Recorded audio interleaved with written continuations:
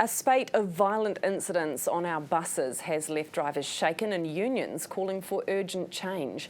Frontline staff say abuse, threats and assaults are becoming far too common. So is it time for stronger protections to keep drivers safe? Delaney Myers is Chief Executive of the Bus and Coach Association and she joins us now. That case earlier this week was just horrific. How are your drivers feeling? Good morning, Nadine. Isn't it awful? I mean, it's just horrific. You've got two people who, by all accounts, are just going about their business, and we've got one person dead and another person injured, and it's just horrific. So there's no way to put a smile on that. Look, the drivers are shaken. You know, this is something that's happened in someone's workplace, and of course all the other drivers can reflect upon that, you know, within their workplace and how they would feel. So they are unsettled, absolutely. And it's not the first incident, and you know, as we just mentioned, incidents of abuse and threats and disruption seem to be becoming more common. Are drivers afraid to go to work? Look, I don't think drivers are afraid to go to work, but there is always some nervousness going out into what is the unknown in a lot of cases. But look, the reality is that the assaults on drivers are actually reducing this year. So that's a good news story. And that's because we think a lot of the safety initiatives that have been put in place and are still in the process of being, rolled out. So, we've had a horrific incident, and I don't want to downplay that at all, but we've also got some good news coming through within that. So the driver assaults are down. There's a lot of safety features already on buses, which a lot of people may not necessarily realise. Yeah, like what? So each bus that you're boarding, public transport bus, has got CCTV cameras in there, so you're being recorded, and increasingly people are becoming aware of the fact that they're being recorded. The driver has a panic alert, which takes them straight back to base if there's any problems, and GPS tracking on it as well within that. But what we've now got being rolled out is driver protection screens. So about half of the Auckland fleet is now fitted out with driver protection screens. And so what we're seeing now is that decline that's coming about because the driver is now in a protected space. So, we're really pleased that they're working, they're doing their job, and, keen to get the rest of those rolled out across the country. What else would you like to see, if anything? Or do you think once those screens are in and comprehensively across the fleet, that we're good?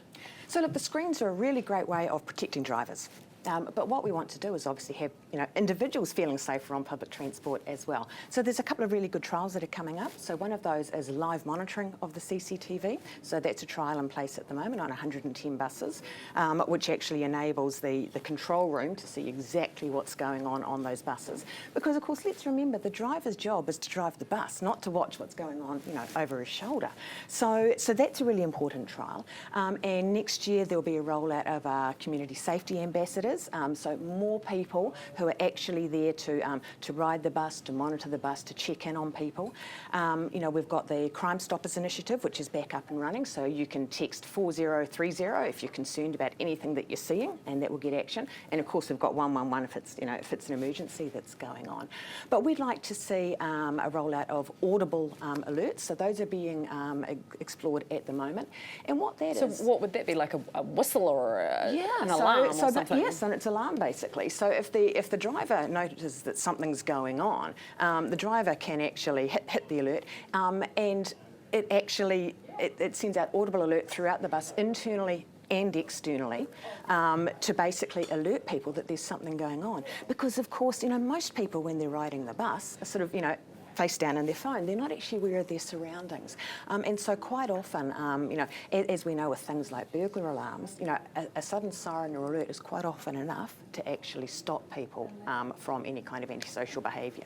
Is it a bit of a sad indictment on society that we need all of these things? I mean, I sing to my 2-year-old about wheels on the bus, but do you know what? I don't know if I'd want to take him on one right now. Yeah. Look, I mean, firstly, it's sad. We are really sad that we need to take these steps and that we need to actually be, in any sense, locking off our drivers from the passengers.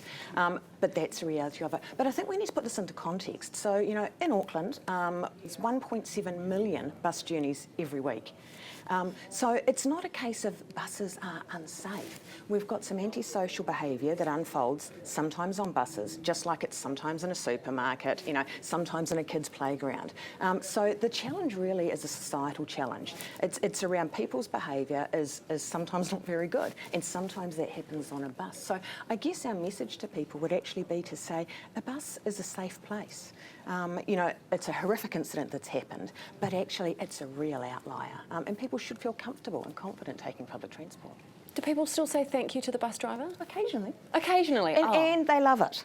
Yes, and good. It's a real positive. People are working by themselves, right? Exactly. So positive engagement or positive feedback is really good. Acknowledge the bus driver and use your manners. Thank you so much for your time this morning, Delaney Myers, Chief Executive of the Bus and Coach Association, with me this morning.